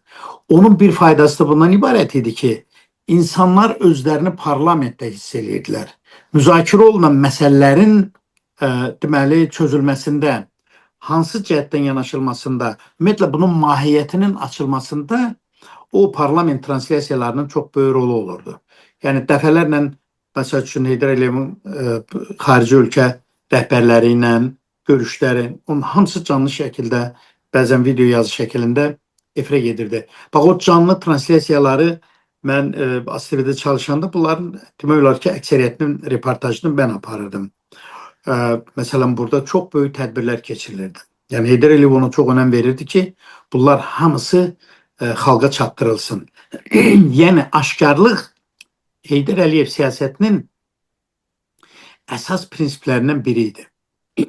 Yəni bu məsələ müzakirə olunur, xalq bundan xəbərdar olmalıdır. Yadınızda da ayrı-ayrı məsələlər, ayrı-ayrı nazirliklərin işinin müzakirəsi, bunların hamısının translasiya olunması o deməkdir ki, yəni Azərbaycanda hər bir vətəndaş onun prezidentinin nə iş gördüyünü, məsələləri necə həll elədiyini, problemin necə çözüldüyünü öz gözlərindən görürdü. Ona görə də bax bu məsələlərdə deməli Heydər Əliyevin yanaşması bir mənalı idi və hər bütün məsələlərin üzərində bir aşkarlıq işi var idi. Bu bizim deməli indi istifadə elədiyimiz bir mənbə var. Heydər Əliyev və mətbuat. 4 cildlik kitabdır. Onun bütün mətbuata aid baxışları, görüşləri, yanaşmaları, verdiyi sərəncamlar, göndərdiyi təbriklər, bunlar hamısı orada öz yerini tutur. Azərbaycan televiziyasının bazasının möhkəmləndirilməsinə Heydər Əliyev xüsusi diqqət yetirdi. Məsələn, biz deməli Lüksemburqa gedəndə Ermənistan prezidenti də və onların çəkiliş qrupu da oradaydı, biz də oradaydıq. Baxırdıq bizim kameralara, hamısı yeni, Betacam, rəqəmsal kameralar, Ermənistanın gücünə baxırdıq, kameralarına bax, hamısı toy çəkən kameralarda, o VXS kameralarla işləyirdilər filan edirlər. Yəni bunu mütləq şəkildə Heydər Əliyev o televiziyanın, qəzetliyin, Azərtacın maddi texniki bazasının möhkəmlənməsinə diqqət yetirdi ki, yəni işləyən qrup, reportyorlar, planlar, onlar ən müasir, deməli, texniki vasitələrlə təmin olunsunlar. Bunlar əlbəttə ki, çox deməli, vacib məsələlər idi.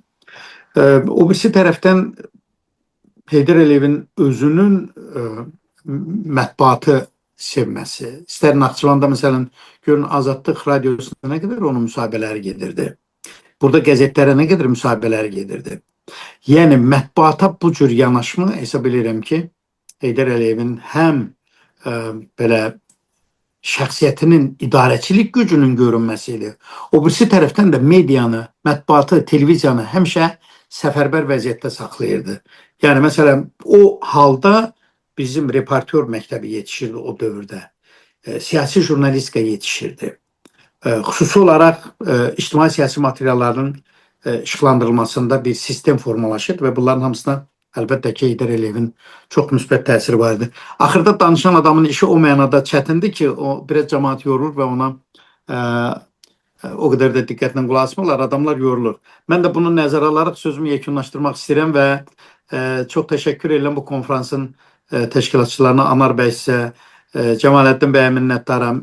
Konferansın bütün iştirakçılarına təşəkkür edirəm ki, biz Heydər Əliyevi çox belə ehtiramla, hörmətlə, minnətdarlıq hissi ilə yada saldıq. Allah ona rəhmət eləsin, ruhu şad olasın. Hesab edirəm ki, nə qədər ki Azərbaycan var, bəli, Heydər Əliyevin də xatirəsi də, ruhu da, özü də yaşayacaq. Əbədidir, Allah ona rəhmət eləsin. Sağ olun. Amin. Hocam çok teşekkür ederim. Allah razı olsun.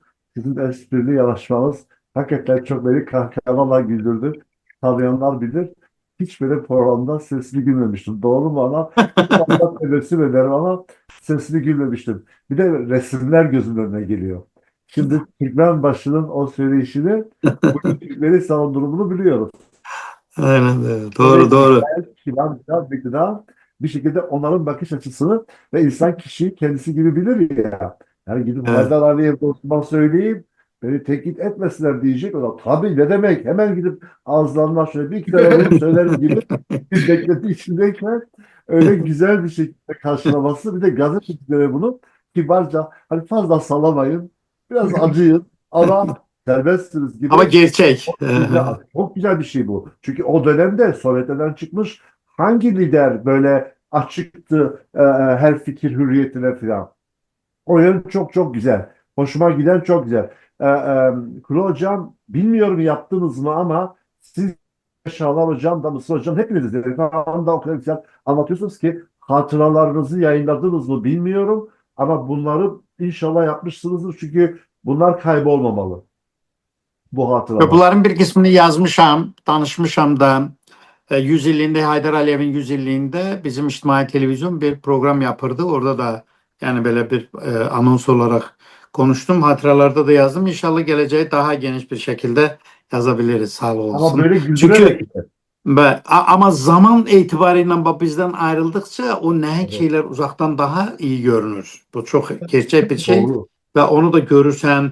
Mesela şu müsahibə verəndə bir erməni jurnalist gəlib çıxmışdı Fransada. Bu o kadar basit suallar verirdi. Təxminən bir 10 dəqiqə danışandan sonra ben baktım ki cənab prezident biraz başka cür belə yanaşır. Tam humoristik bir şeyde yanaşır. Çünkü hiss elədi ki bu adam problemlerin içinde değil. Yani böyle şu anda düşündüğünü değil. Çok ciddi hazırlığı yok falan. Ama çok güzel bir müsahibə alınmıştı. O müsahibəni təxminən bir 40 dəqiqəlik müsahibə idi. Biz onu bir 3-4 kez Azərbaycan televizyonunda sanki bir tamaşaydı. Bir müsahibə değil de bir program değildi. Bir tamaşaydı. Yani bunu biz verdik. Onu da teşebbüsü mən oldum ki yani dedim köməkçisine ki bu çok güzel alınıp ve bunu biz gösterelim. Onu çok hoşuna gitmiş. Ya olur istəyirlər versinler. Yani güzel bir şeydi. O zaman Çok hocam çok maraqlı. sizden bir ricam olacak o zaman. Madem ki onları yayınlamışsınız, onların içinden böyle esprili olanları ayırıp onu özel insana, gençlerimizi böyle güldürerek, böyle Bence de. hatıralarla bunu yaparsanız muhteşem bir şey olur. Bu apayrı bir eser olur bence. Olur. Çok sağ olun. Nəzərə alarıq. Teşekkür ederim. Ben Sağ de olun. Sağ olun. Çok sağ olun Qulu müəllim. Təbii ki, dəyərləndirmək həddimizə deyil o anlamda deyil də. Amma Qulu müəllim o qədər maraqla danışdı ki, elə bir reportajlarda biz də olduq, biz də gördük, biz də eşitdik. Həqiqətən çox təşəkkür edirəm. Qonaqlarımızdan son sözləri alaq. Daim misin müəllim? Mən bir daha təşəkkür edirəm bu konfransı təşkil edənlərə, sizə və Cəmaləddin hocamıza. Artıq mən deyəsən 3-cü dəfədir bu konfransa Birazcık qatılıram. Hər ayrıdansınız. dəfə də yeni dostlarla görüşürük. Hər birini salamlayıram və əminəm ki, növbəti dəfələrdə yenə biz bir araya gələcəyik. Azərbaycanın və dünyanın problemlərini diqqət mərkəzində saxlayacağıq. Bugünkü gün isə məhz Ulu Öndər Heydər Əliyevlə bağlı idi. Onun Azərbaycan xalqı dünya qarşısında gördüyü işlərlə bağlı idi. Hər halda Heydər Əliyevin haqqında nə qədər danışsaq da o böyük insanı tam əhatə eləmək, onun gördüyü işlər demək çox çətindir, heç bəlkə də mümkün də deyil. Ancaq çalışarıq ki, gələcəkdə daha yaxşı hazırlaşaq və gələcək konferanslarımız daha yüksək səviyyədə keçsin. Təşəkkür edirəm. Çox sağ olun. Çok teşekkürler Mustafa Hocam. Allah sizi var eylesin. Her zaman hayırlı, sağlıklı, uzun ömürler dilerim. Zaten artık aileden sayıyorsunuz. Her zaman ev sahibi olarak bekleriz. İnşallah. Çox təşəkkür edirəm Misir müəllim. Var olasınız. İndi sözü Şahlar müəllimə Əsgərova verirəm. Buyurun Şahlar müəllim. Sizdən də son sözlərinizi alaq. Təşəkkür edirəm söz verdiyinizə görə.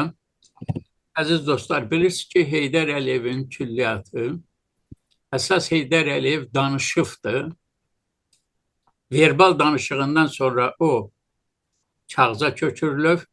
Kağıza köçürüləndən sonra cilit kitablara çevrilib və hardasa 41-42 cilit kitabdır. Amma bununla bərabər Heydər Əliyevin öz əli ilə yazdığı məqalələr də var. Cəmaət istərdim ki, Allah ona diqqət versin. Çünki danışanda dillə beyin işləyir. Əllə yazanda dil də, beyin də, ürək də işləyir. Ona görə Heydər Əliyevin əllə yazdığı məqalələr Heydər Əliyev haqqında daha güclü məlumatlar verir. Bu Heydər Əliyevin əllə yazdığı məqalənin mən ona əsər də deyərəm. Əsərin biri haqqında mən axırıncı söz olaraq demək istəyirəm. 2000-ci ilin Qulu müəllimi də görürəm, salamlayıram bir daha. 2000-ci ilin axırıncı günü 29 dekabrda Heydər Əliyev Azərbaycan xalqına müraciəti oldu. O qədər dəyərli müraciətdir. O qədər bu müraciət Heydər Əliyevin daxili aləmini, Azərbaycan xalqına, dünyaya, türk dünyasına münasibətinin hamısı o məqalədə var. Məqalə təqribən 50 səhifəlik bir məqalədir. Əli ilə yazıb, danışmayıbdır. Danışma tam başqa bir şeydir. Əllə yazanda başqadır. Nə baş verirdi? 2000-ci ildə 2000 illik tarix bitirdi. Yeni bir minilliğin, üçüncü minilliğin birinci günü başlayırdı, 3 gündən sonra. Dünyada 200 dövlət var. Heç bir dövlətin başçısı minilliklərin qovşağını hiss eləmədi. Minillərin qovşağında öz xalqına müraciət eləyə bilmədi, amma Heydər Əliyev müraciət etdi.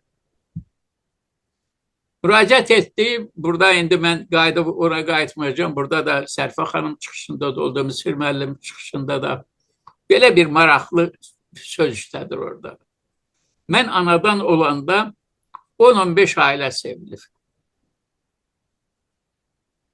Amma mən bilirəm ki, anam məni bütün Azərbaycan üçün dünyaya gətirir. Bu Heydər Əliyevin öz sözüdür. Mən anadan olanda 10-15 ailə sevinir. Amma mən bilirəm ki, anam məni bütün Azərbaycan üçün dünyaya gətirir. Yəni Heydər Əliyev öz qədrini bilən adamıdır. Buna görə mən istəyərdim ki, Heydər Əliyev haqqında danışanlar, danışmaq istəyənlər və mən əlbəttə ki, bu auditoriyanı nəzərdə tutmuram. Bəzən sözləri düz seçmirlər. Misal üçün, Heydər Əliyev 22 il bundan qabaq dünyasını dəyişib. Buna indi də ümummilli lider deyirik. Burada jurnalist var, Qulu müəllimə mən bunu gərək əvvəldən soruşaydım. Heydər Əliyev bizim üçün dünyasını dəyişmişəm, ümummilli liderdir, yoxsa ulu öndərdir. Azərbaycan cəmiyyəti bunu anlamalıdır. Nə vaxt Heydər Əliyevə hansı sözlərlə müraciət etmək lazımdır. Ona görə Heydər Əliyevin nəinki belə öyrənmək, eyni zamanda təbliğatına da ehtiyac duyulur. İnanıram ki, bu məclisə görə həm təşəkkür edirəm, inanıram ki, bunun əhəmiyyəti olacaqdır və gələcəkdə də inşallah qismət olarsa bir də görüşərik. Heydər Əliyev ummandır, dəryadır. Heydər Əliyevin nesin bir verilişdə bitirmək olmaz. Bu çox çətin bir məsələdir. Eyni zamanda hamınıza bir daha təşəkkür edirəm, hamınızı bir dəfə salamlayıram. Sağ olun ki, bu verilişi təşkil eləmizi Heydər Əliyevin doğum günü ərəfəsində. Amma icazə versəniz bir sözlə deyərəm, çünki görürəm ki, icazə verirəm bir dəqiqədən Əlbəttə. Bütün danışanlar hamısı, həm bu auditoriyada danışanlar, həm bütün telekanallarda danışanlar, hamı böyük uğurlardan danışır. Düz danışırlar. İçində səhv yoxdur. Amma heç kəs sual vermir ki, bu uğurlar hardan qidalanır? Bu uğurların kökü hara gedir, çıxır? Nətər ola bilər ki, insan hər gün uğur qazanır?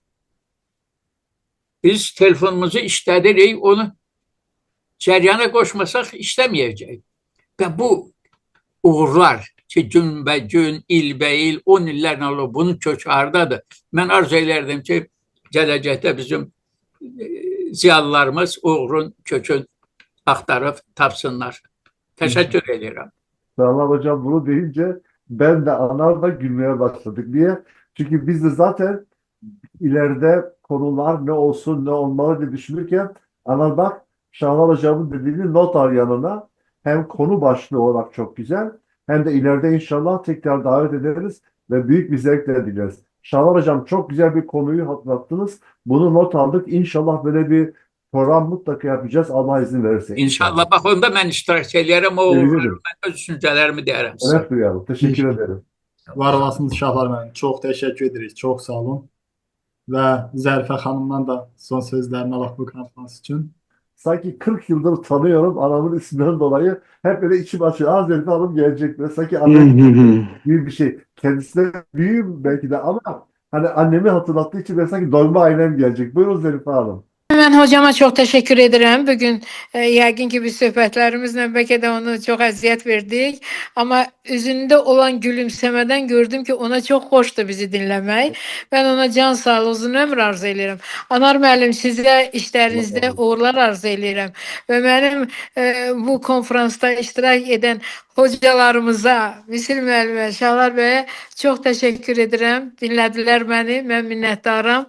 Və sonda onu demək istəyirəm ki, nə qədər dünya var, nə qədər Azərbaycan var, o qədər Ulu Öndər var. Yaşasın Ulu Öndərin ruhu şad olsun, yaşasın bizim möhtərəm prezidentimiz, yaşasın Türk dünyası. Çok teşekkür Sağ olun. Eyvallah. O da Allah razı olsun. teşekkür edirəm hər Çok biriniz güzel. üçün. Teşekkür ederim. Minnətdarıq Zərifə xanım. Çox sağ olun. Və son Sağ ol. olaraq Qulu müəllimdən son sözlərini alaq. Bu konferansına Ee, Bir daha hamıza təşəkkür edirəm. Mən bilirəm ki, yəni hər tarixi şəxsiyyət, hər siyasi lider tarixin konkret bir döneminde Tanrı'nın ona verdiği misyanı yerine yetirir. Ve Heydər Əliyev də o mənada xoşbəxtdir ki, bu Azərbaycan üçün ən keşməkeşli bir vaxtda yeniden hakimiyyətə gəldi. Azərbaycanın bir çox problemlərini həll elədi və Qarabağ probleminin həlli üçün zəminlər hazırladı və nə gözəl ki, onun yolunu davam elətdirən İlham Əliyev Azərbaycanın ərazi bütövlüyünü, suverenliyini, dövlət müstəqilliyinin sözün tam mənasında bərpa elədi və bugün də onun dünyaya siyasi filtrdən keçirərək dünyaya qəbul etdirir ki, Azərbaycan var, Azərbaycan mövcuddur və Azərbaycan dünyanın ən koloritli ölkələrindən, ən inkişaf edilmiş ölkələrindən biridir. Hamınıza bir daha teşekkür ederim. Çok çok teşekkürler. Gül hocam inşallah hepinizi tekrar konuk etmekten şeref duyacağız. Bir de zaman ayırın. Sizlerin İnşallah. sözüne gerçekten doyamadık. Sağ olun. İnşallah. Cemalettin hocamız yorumlardan çox qəşəng bir təklif gəldi. Açar sözümüz 91'lerin 92'si. Evet, Tuzla'na ben de bunu duydum. Bence de çok güzel. Çünkü Haydar Aliyev desek zaten dünya tanıyor. Öyle bir şey diyelim ki onu hatırlatacak güzel bir şifre olsun. Bence de o zaman şöyle yapalım. 92 yılında 91'lerin 92'si. Ne dersin? Olsun hocam. Böyle şifre bilmeceli. Öyle olsun, tamam. Hem burada Şahlar Hocam'la nezdinde 91'leri de almış oluruz. 92 yılında 91'lerin 92'si. Evet dostlar. Açar sözümüz müsaadenizden bu olsun. Tüzleri Hanım çok teşekkür ederiz bunu hatırlattığınız için. Çok çok teşekkür ediyorum. Bu ara bizim anneler günü vesilesiyle anar. Zerife Hanım nezdinde, Zarife Hanım nezdinde bütün annelerin doğum günü kutlu olsun. Çok Bütün teşekkür ederim. ailelerimiz burada. Bütün hanımlara, anne adaylarına, anne olacaklarına, evladı olmayanlar da birer annedir benim için. Çünkü Azerbaycan gibi bu kadar şehidi olan bir toplumun bütün hanımları şehit aileleridir, şehit anneleridir. Hepinizin anneler günü kutlu olsun. Bugüne de denk geldiği için ayrıca çok güzel bir tevafuk oldu. Aynen hocam. Hakikaten Teşekkür çok güzel oldu. Hem Zahid açısından, şehit garajımız Zahid'in açısından, hem Evet. program açısından, gün açısından bayağı bir özel oldu. Bununla da daha bir konferansımızın sonuna geldik. Bu vaxta qədər bizlə qalan bütün hocalarımıza, qonaqlarımıza, ali zürəmizə təşəkkür edirik. Sağ olun, gecəniz xeyrə qalsın. Allah'a emanet olun.